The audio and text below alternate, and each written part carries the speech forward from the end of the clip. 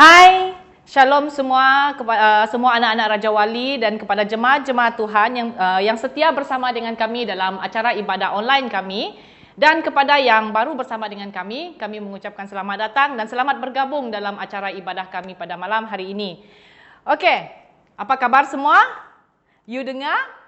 Anun bala, nama berita, ni hao ma, inu rengah, ngam kah bahasa tu? Okey, apa-apapun saya berharap agar kita semua sehat dalam tempoh PKPB, dan bagi yang bekerja saya berharap agar kita semua tetap menjaga kesihatan kita, menjaga jarak kita dengan customer-customer.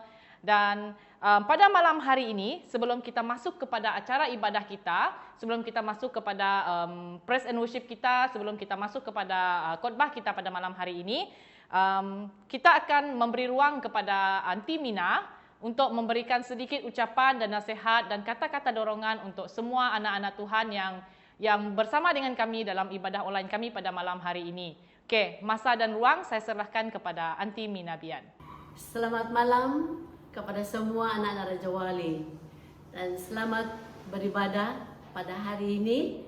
Dan saya percaya kita telah diberkati banyak melalui kebaktian kita yang sudah mulai online sepanjang Perintah Kawalan Pergerakan Bersyarat.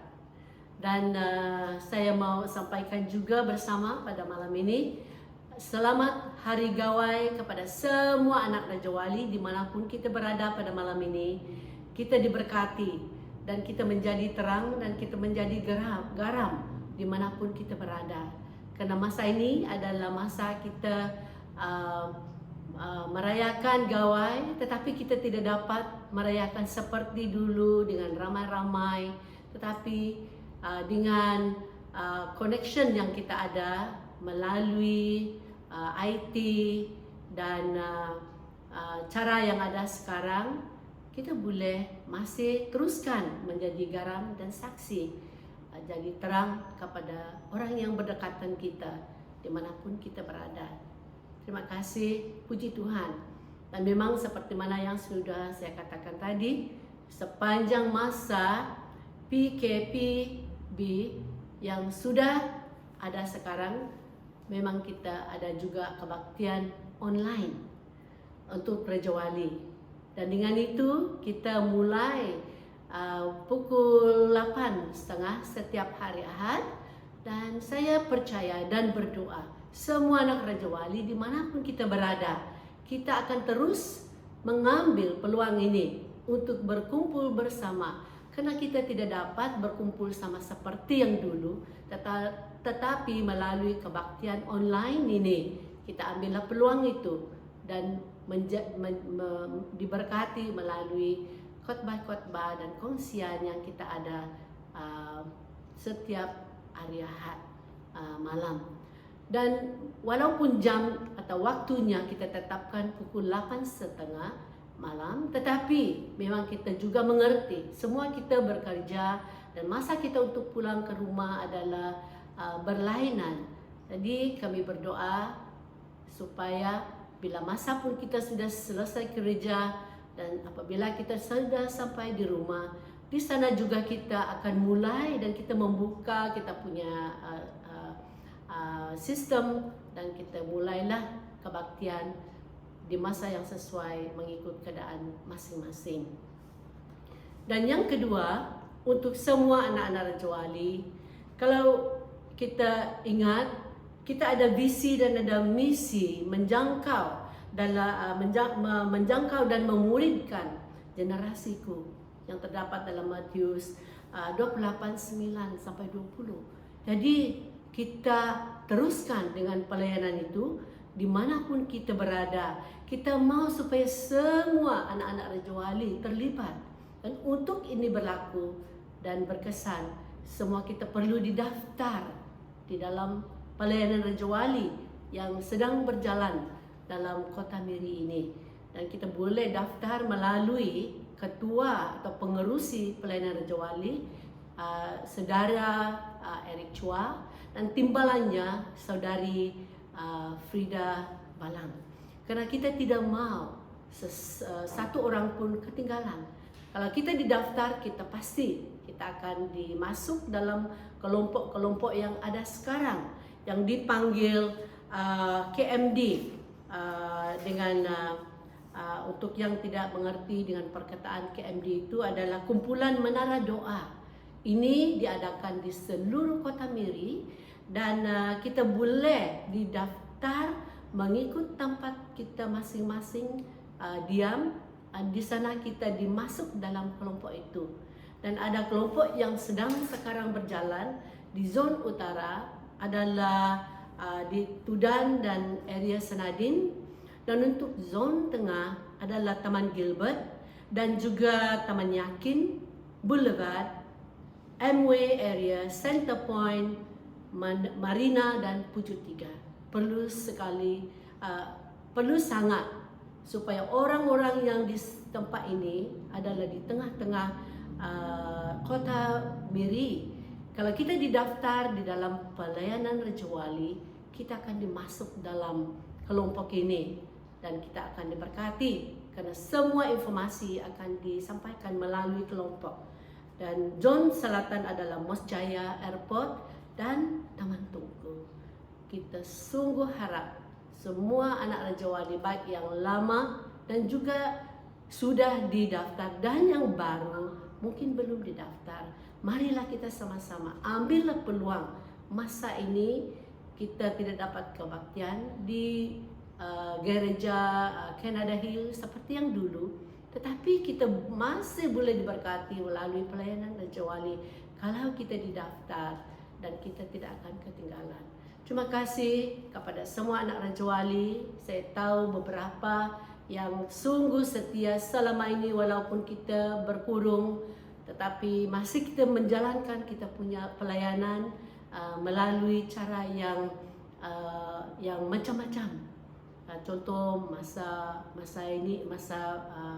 PKP, kita pun juga menjalankan charity. Beberapa AJK yang telah menjalankan tugas mereka untuk connect kepada anak-anak Raja Wali di seluruh kota Bandar Miri. Dan cara yang begitu memang baik sekali. Saya ambil peluang untuk ucapkan banyak terima kasih kepada semua AJK yang telah bertugas di bawah kepimpinan pengurusi kita Eric Chua. Dan saya berdoa dan nasihatkan cara yang begini adalah baik sekali. Dan sepanjang masa kita berkurung, kita boleh cari cara yang kreatif supaya kita dapat teruskan melayani kepada sesama.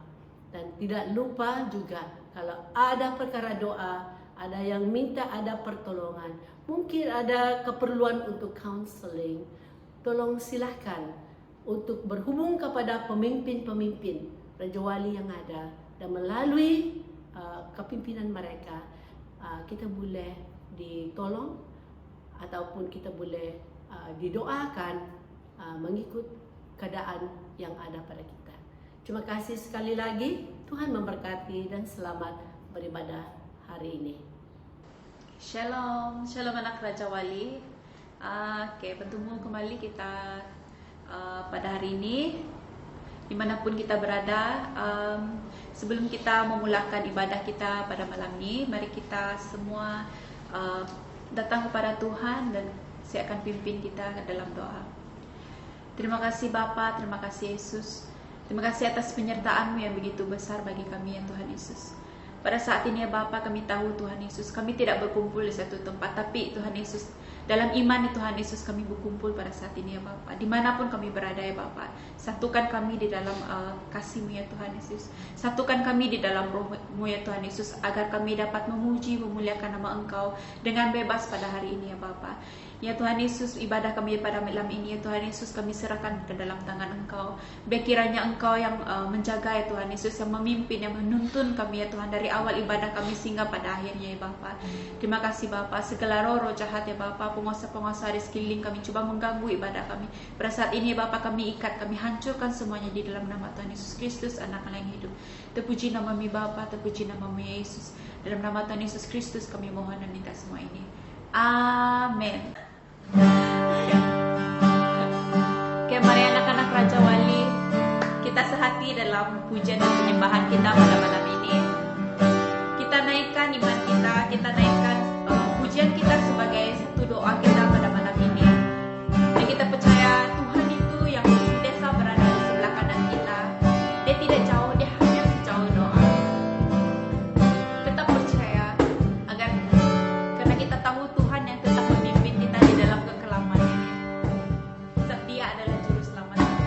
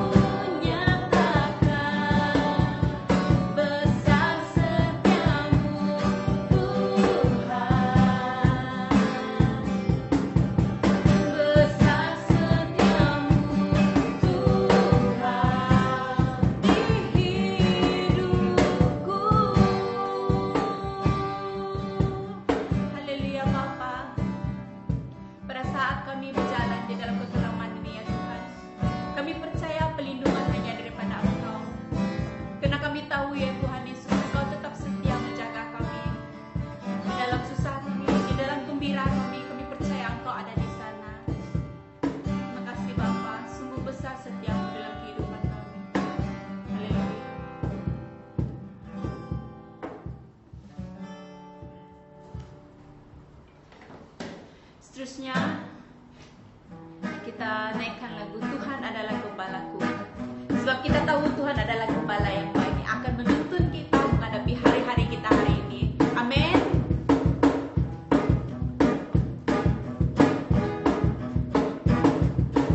Tuhan adalah gembalaku, takkan kekurangan aku. Ia membaringkan aku di padang yang berumput hijau. Ia membimbingku ke air yang tenang. Ia menyegarkan jiwaku. Ia menuntunku di jalan yang benar oleh karena namanya. Sekalipun aku berjalan dalam lembah kekelaman, aku tidak takut bahaya, sebab Engkau besertaku. Gadangmu dan tongkatmu, itulah yang menghibur aku. Ia membimbingku ke air yang tenang. Ia menyegarkan jiwaku. Ia menuntunku ke jalan yang benar oleh karena namanya. Sekalipun aku berjalan dalam lembah kekelaman, dan aku pun akan berdiam dalam rumah Tuhan sepanjang masa. Haleluya. Bagi tepukan yang gemuruh bagi Tuhan kita. Oke, sebelum kita mendengar daripada firman Tuhan pada malam ini, mari kita merendahkan diri kita di hadapan Tuhan. Dan kita minta Tuhan untuk tetap melingkupi kita dengan sayapnya, agar kita tetap hidup di dalam penjagaan Tuhan, dan menegur kita pada saat kita apa, pada saat kita lupa.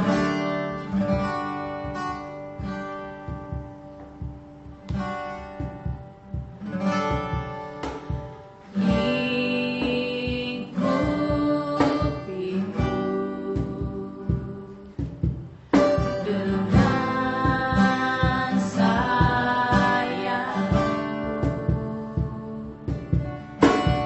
naungiku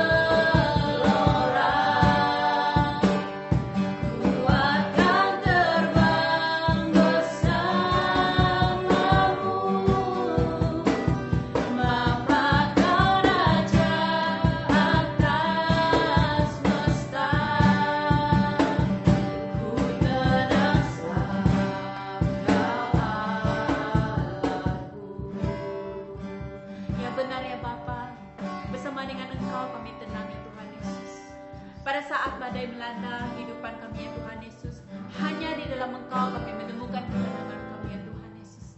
Oh haleluya Bapa, tetap ya Tuhan Yesus bersama dengan kami, tetap setia bersama-sama dengan kami, tuntun kami ya Tuhan Yesus dalam menghadapi hari-hari kami ini ya Tuhan Yesus.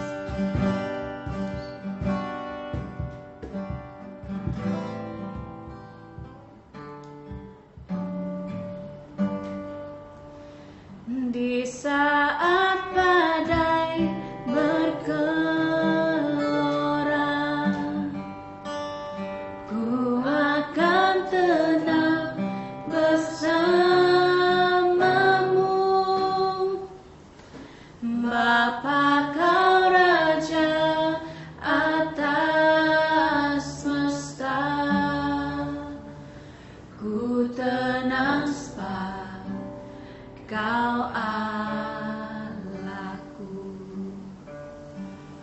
ku tenang sebab Kau Allahku.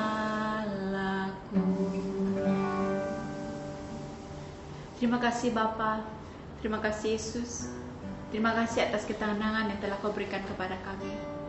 Sebelum kami mendengarkan daripada firman-Mu Tuhan Yesus, jamah ya Tuhan Yesus, hamba-Mu yang akan berbicara ya Bapa. Pakai dia ya Tuhan dalam setiap perkataannya Tuhan Yesus, untuk memberi lebih banyak ketenangan di hati kami ya Bapa. Dan ya Tuhan Yesus, terima kasih ya Bapa atas kekuatan dan semua kesetiaan-Mu sepanjang pada hari ini ya Bapa. Biar kiranya Tuhan Yesus, kekuatan-Mu ini Tuhan Yesus berterusan ya Bapa, berterusan dalam kehidupan kami ya Bapa, dan tetap memberi ya Tuhan Yesus hati kami tenang dalam menghadapi badai ini ya Tuhan Yesus. Haleluya Bapa, haleluya Yesus. Ini doa kami dalam nama Tuhan Yesus Kristus, kami mohon dan minta semua ini.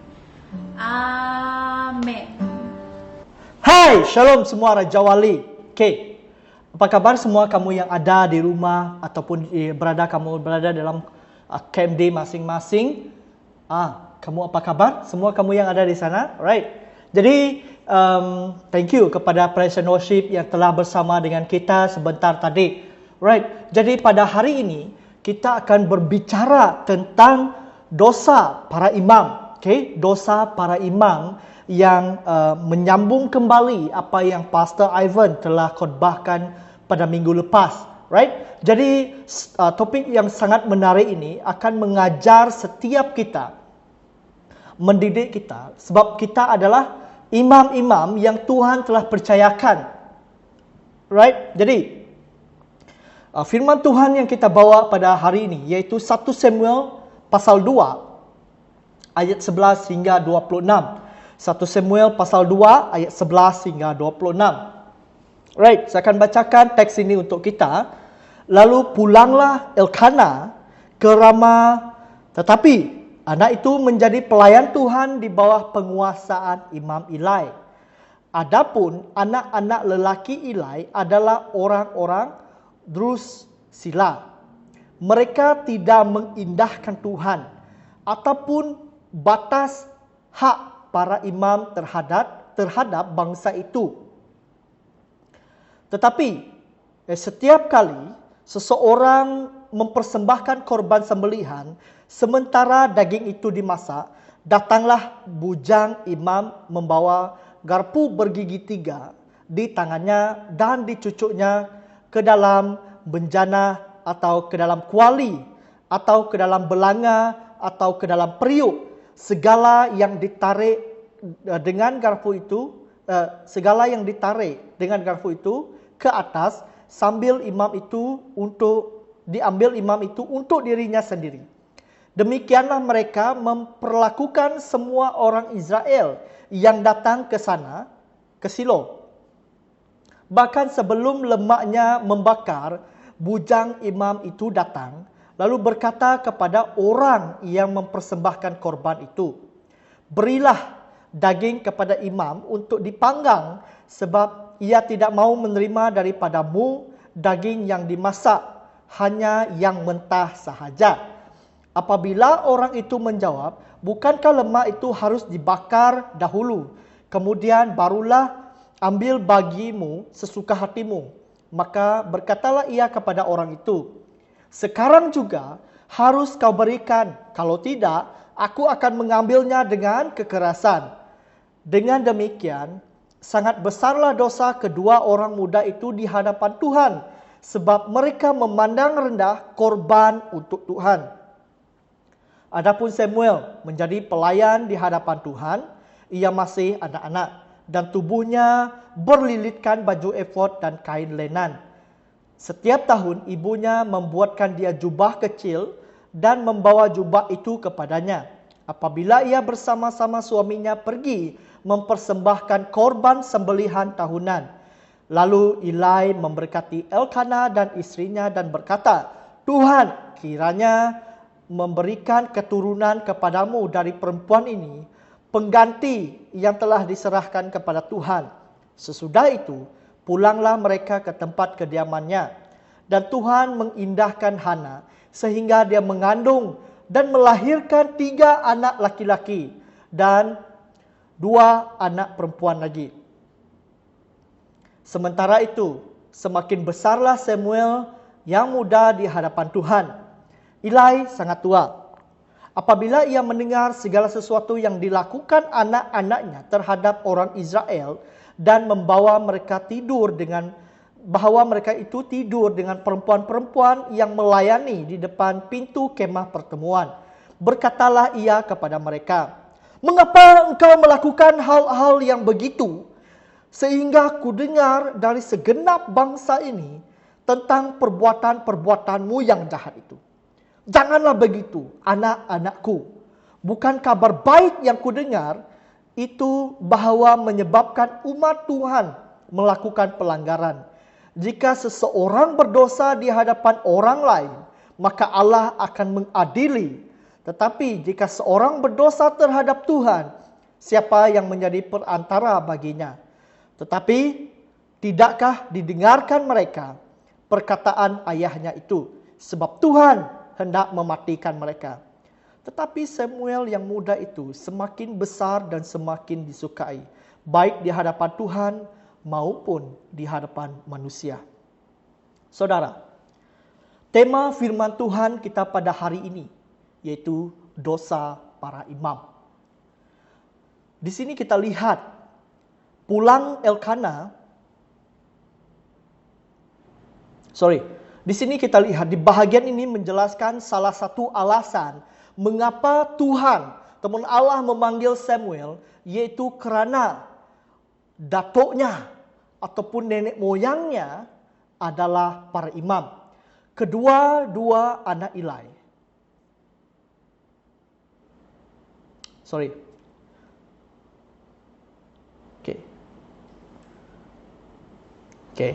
Bahagian ini menjelaskan salah satu alasan mengapa Allah memanggil Samuel, yaitu kerana anak-anak para imam, yaitu kedua anak Eli itu tadi, Tuhan tengah mempersiapkan pengganti mereka, yaitu Samuel. Sebenarnya salah satu tema kitab Samuel adalah bagaimana Tuhan mempersiapkan orang-orang lebih baik untuk menggantikan pelayannya yang sudah tidak setia lagi kepadanya. Suatu tema yang seharusnya diberikan peringatan kepada kita semua, yang untuk tidak main-main dengan panggilan yang Tuhan telah berikan kepada setiap kita. Betapa celakanya jika seseorang merasa dia penting bagi Tuhan, betapa mempunyai perasaan kanak-kanak orang yang tersinggung dan mau berhenti untuk melayani Tuhan. Seolah-olah kalau dia tidak melayani lagi, pekerjaan Tuhan akan terbengkalai. Saya suka satu kalimat yang diucapkan oleh suami kepada Pastor Lydia, bahwa pelayanan Tuhan ini bukan satu pelayanan milik kita sebagai hamba Tuhan, tetapi pelayanan Tuhan adalah milik Tuhan, bukan milik kita. Jadi apapun yang terjadi kepada pelayanan itu, kita tidak perlu risau. Apabila kita sudah membuat satu keputusan untuk tidak mau lagi, sudah berhenti ataupun sedia untuk menyerahkan kepada orang lain, kita tidak perlu risau. Sebab Tuhan pasti akan mempersiapkan sesuatu yang terbaik untuk jemaatnya. Di sini kita lihat, pekerjaan Tuhan tidak mungkin gagal. Tuhan sudah mempersiapkan pengganti yang lebih baik dari orang yang disingkirkan itu. Siapa yang lebih baik? Eli atau Samuel? Hofni atau Phinehas? Anak-anak Eli ataupun Samuel? Semua sepakat bahawa Samuel adalah seorang nabi dan hakim yang akan dipakai Tuhan, melebihi semua nama yang kita telah katakan tadi. Begitu juga di pertengahan Alkitab ini melihat bahwa Tuhan sedang memanggil Daud untuk menggantikan Saul. Tuhan tidak mengizinkan rencananya rusak kerana bagus ataupun sesuatu perkara yang tidak baik di dalam kehidupan hamba-Nya. Sebab Tuhan mempunyai rencana yang perfect. Jadi Tuhan tidak akan guna orang yang tinggi hati, orang yang tidak perfect. Itu tadi untuk berjalan di dalam rencananya. Tuhan ingin guna pakai kita yang siap, yang mau, yang ingin melayani Tuhan, yang sedia untuk menjadi pengganti yang Tuhan telah rencanakan di dalam kehidupan kita sebagai orang percaya. Jika kesabaran Tuhan sudah habis, Dia akan menyingkirkan kehidupan mereka yang tidak mau hidup benar di hadapan Dia dan menggantikan mereka dengan orang-orang yang lebih baik. Marilah kita mempunyai sikap yang gentar, yang takut mengingatkan hal ini dan belajar lebih bertanggung jawab untuk melayani Tuhan. Di bahagian ini kita lihat bahawa Tuhan sedang mengajar setiap kita. Sekiranya kita putus asa, sekiranya kita sudah fed up, saya tidak mau melayani lagi. Sebab karena sikap si itu, sikap si A, sikap si B. Come on, saudara-saudaraku. Sekiranya itu fikiran kita, kita tidak beres di hadapan Tuhan. Kenapa? Sebab kita sudah deny rencana Tuhan di dalam kehidupan kita. Saudara, adakah kamu siap? Adakah kamu ready untuk bersama dengan Tuhan melakukan setiap rencana Tuhan di dalam kehidupan kamu? Adakah kamu ready atau tidak? Saudaraku yang saya sangat kasihi. Di dalam ini, bahagian ini juga sedang bercakap tentang kejahatan anak-anak Eli. Kita dapat menyimpulkan kejahatan mereka di dalam dua perkara. Yang pertama, mereka menghina kekudusan ibadah kepada Tuhan. Mereka menganggap perut mereka perlu lebih dipuaskan, lebih diperbesarkan daripada ibadah untuk Tuhan. Dan kedua adalah mereka mau melakukan kekerasan. Mereka berani mengancam orang-orang yang datang untuk beribadah kepada Tuhan. Bahkan mereka mengancam untuk menyakiti orang yang mau mentaati cara Tuhan beribadah kepada mereka. Ini yang dikatakan di ayat yang ke-16 tadi. Seorang hamba Tuhan yang mengancam jemaat yang mau taat kepada Tuhan. Ini yang akan membawa kerosakan di dalam gereja. Ini yang akan merosakkan seluruh pusat kekristenan. Saudara, kita perhatikan, kita adalah imam. Semua kita adalah imam jika kita mempunyai fikiran yang, hey, tidak bagus ikut hal ini. Kamu tidak boleh, kamu masih kecil lagi, tidak boleh. Kamu tidak boleh buat hal ini. Kamu sudah mengancam anak-anak Tuhan yang sedang ingin bertumbuh, ingin mengikuti rencana Tuhan, ingin mentaati apa yang diperintahkan Tuhan.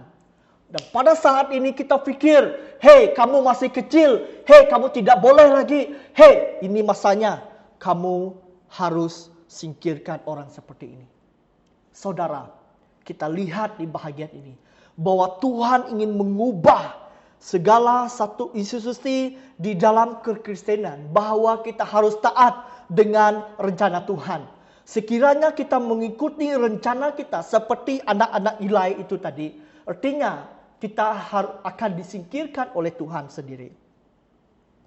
Saudara, di ayat yang ke-18 hingga 21, kita melihat bahwa pemberitaan yang mau membandingkan Samuel dengan anak Eli. Samuel dikasihi Tuhan dan ibunya mendapat pernyataan Tuhan, sedangkan anak-anak Eli sudah dibuang oleh Tuhan. Tetapi ternyata kesalahan bukan hanya pada anak-anak Eli. Tuhan pun marah kepada Eli yang menghormati anak-anaknya lebih daripada menghormati Tuhan. Saudara-saudaraku yang saya sangat kasihi, sebagai bapa ibu rohani kepada sebuah gereja ataupun sebuah institusi, sekiranya kita lebih mengutamakan kehendak manusia, kehendak anak-anak kita daripada menghormati Tuhan, artinya kita sama seperti Eli. Artinya Tuhan akan marah kepada kita jika kita melakukan perkara yang sama. Apakah tugas kita sebagai orang percaya? Tugas kita sebagai orang percaya adalah mengajar sesuatu yang benar, bukan mengikuti hati dan perasaan manusia kita. Ini yang dilihat, ini yang kita dapat perhatikan di bahagian ini. Bahawa jika dibandingkan dengan Hana dan suaminya Elkana itu tadi, bahawa penyertaan Tuhan, damai Tuhan, kerana dia mentaati Tuhan, anak dia juga mentaati Tuhan, kerana model yang Hana dan Elkana sudah tunjukkan kepada Samuel. Oleh sebab itu, model Samuel itu sangat berharga berbanding dengan Eli. Eli tidak menghormati Tuhan. Dia lebih menghormati anak-anak dia berbanding dengan Tuhan. Di dalam ayat 23 hingga 25 mencatatkan bagaimana Eli memberikan teguran yang terlalu sopan kepada anak-anaknya. Padahal anak-anaknya sudah bertindak seperti orang kafir, seperti orang jahat, seperti orang yang tidak ada adat. Itu dia, right? Jadi di sini kita lihat bahwa Eli adalah seorang imam, seorang imam. Di sini kita perhatikan bahwa sekiranya kita orang yang sudah matured, orang yang sudah matang, orang yang sudah lama makan garam, orang yang selalu berkhotbah di hadapan Tuhan, tetapi kita tidak respect kepada anak-anak murid kita, kita tidak menghormati mereka, kita menganggap mereka masih kecil, masih muda, Tuhan ingin menghukum kamu. Tuhan ingin mengatakan sesuatu kepada kamu. Saudara, seluruh institusi itu tidak akan menghormati kamu. Jika dibandingkan, kalau kita menghormati mereka seperti mana kita menghormati Tuhan, Tuhan juga akan memberkati kamu. Kita lihat bahawa di dalam bahasa asli yang dipakai untuk menggambarkan mereka, anak-anak Belial, yaitu orang-orang yang jahat sedemikian, memuatkan bagi Tuhan, membuatkan Tuhan marah, sehingga disamakan sebagai penyembah berhala dan yang jahat, yang menjijikkan. Orang-orang yang seperti ini tidak lagi diberi kesempatan untuk bertobat karena kejahatan mereka, terlalu jahat, terlalu belik. Mereka tidak, orang yang seperti ini, orang-orang tidak lagi diberi kesempatan untuk bertobat karena telah membuatkan Tuhan marah. Tuhan sudah muak, mau memutahkan mereka. Lalu bagaimana Eli menegur anak-anak Belial ini? Eli mengatakan kalimat-kalimat tegurannya dengan cara yang terlalu halus, seperti orang bawahan memberi masuk kepada atasannya yang ingin dia miliki. Maksudnya di sini adalah Eli membiarkan anak-anaknya itu memijak kepala Eli sendiri. Kita perhatikan bahawa anak-anak Eli tidak lagi seharusnya ditegur. Mereka seharusnya dihukum dengan berat. Bukankah anak-anak Harun dibunuh oleh Tuhan ketika mereka mempunyai jiwa yang bernyala-nyala untuk membela kekudusan Tuhan? Bukankah anak-anak Harun dibunuh oleh Tuhan ketika mereka mempersembahkan api yang tidak Tuhan perintahkan? Ini yang ditulis dalam Imamat 10 ayat 1 hingga 7. Eli tidak mempunyai jiwa yang bernyala-nyala untuk membela kekudusan Tuhan. Dia mengizinkan anak-anaknya melakukan penghinaan yang sedemikian besar kepada Tuhan.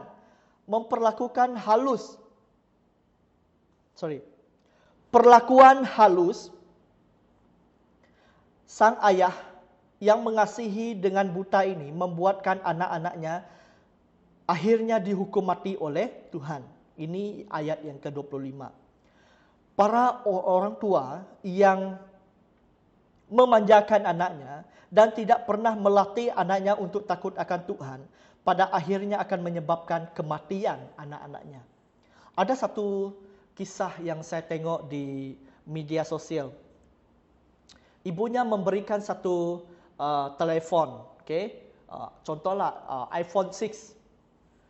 Tidak lama kemudian keluar iPhone 7. Anak dia meronta-ronta minta iPhone 7. Sehingga dia mau pecahkan iPhone 6 yang dia punya itu tadi, yang baru sudah dibeli oleh maknya. Mak dia tidak mau.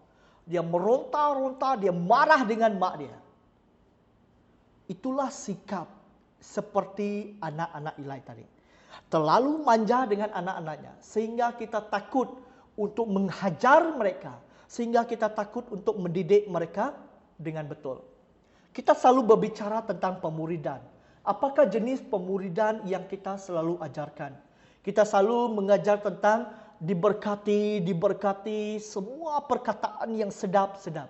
Pernahkah kita mengajar tentang anak-anak kita, tentang dosa, tentang neraka, tentang ajaran yang keras seperti ini? Kita takut. Kenapa? Sebab kita kompromis dengan ajaran-ajaran yang seperti itu. Oleh sebab itu, Tuhan inginkan adanya kesucian di dalam kehidupan, baik sewaktu kita beribadah kepadanya maupun sewaktu kita bekerja. Right? Jadi Tuhan ingin kita mempunyai sikap sopan moral yang sesuai dengan orang lain. Sekiranya kita berjumpa dengan orang tua, kita akan tunduk. Itu adab sopan. So kalau kamu pernah belajar pendidikan moral di sekolah, kita kena terapkan itu. Itu adalah amalan dan budaya yang baik yang harus kita terapkan. Bukan kita suka-suka, senang-senang ikut yang kita mau sahaja. Ingat bahwa tujuan utama membesarkan anak, kita harus menanamkan sikap takut akan Tuhan. Ini adalah sikap dan merupakan satu karakter orang tua yang bijak, supaya kita menanam sikap yang takut akan Tuhan itu tadi kepada anak-anaknya dengan belas kasihan dan mengajar mereka dengan sesuai. Dia tidak mau menggantikan waktu kamu berjaya dalam pelajaran kamu, ataupun kekayaan kamu, ataupun karier kamu, ataupun kedudukan kamu di dalam masyarakat, menjadi satu pencapaian yang lebih penting daripada takut akan Tuhan dan kasih akan sesama. Siapa yang meremehkan takut akan Tuhan tidak mungkin mendidik anaknya untuk takut, tidak mungkin akan mendidikkan anaknya untuk takut akan Tuhan, dan anaknya tidak pernah dididik untuk takut akan Tuhan, menjadi orang-orang yang jahat dan mempunyai kehidupan yang seenak-enaknya. Nah, di sini kita perasan bahwa Tuhan juga ingin mengajar kita sebagai ibu bapa untuk terus taat, takut akan Tuhan. Bukan meremehkan hal-hal yang biasa, tak apalah, takut akan Tuhan. Nantilah, biarkanlah mereka, kalau mereka tidak mau pergi gereja, biarkanlah mereka belajar dahulu. Tapi yang saya tengok sekarang ini, sebab saya melayani pemuda-pemudi, ada lebih ramai ibu bapa yang mementingkan kerjaya mereka. Tak apa, biar mereka pergi belajar dahulu, pastor. Lepas tu baru pergi gereja. Okey, tidak apa, pastor. Biar mereka cari kerja dulu. Kalau mereka sudah ada duit, senang mereka beri persepuluhan kepada gereja. Wow. Okey, itu sudah satu lagi. Tak apa, pastor. Biar mereka kahwin dulu. Lepas tu baru mereka pergi gereja. Come on, saudara-saudaraku yang saya sangat kasihi. Kita kena ingat di bahagian ini, apabila perkara sudah terlambat terjadi, lebih mereka pentingkan karier, kekayaan dan berjayanya kamu dalam studi daripada kamu membiarkan mereka takut akan Tuhan. Di sini kita lihat bahawa Tuhan akan mengatakan kepadamu, sudah terlambat. Kenapa? Apabila mereka sudah kahwin, mereka kahwin dengan tidak sesuai dengan iman, tidak sesuai dengan pengharapan. Di saat itu, rasa menyesal itu tidak akan habis-habisnya. Hanya mujizat saja yang mampu membuat ini yang terbaik. Right. Di bahagian ini juga bahwa Alkitab mengatakan di dalam bacaan kita di ayat yang ke-22 bahwa anak-anak rohani Eli itu juga mencerminkan kerakusan moral mereka. Mereka menempiaskan hawa nafsu mereka tanpa memperdulikan apapun juga. Mereka menjadi binatang liar yang tidak dapat dihalang lagi. Maukah engkau ataupun semua kita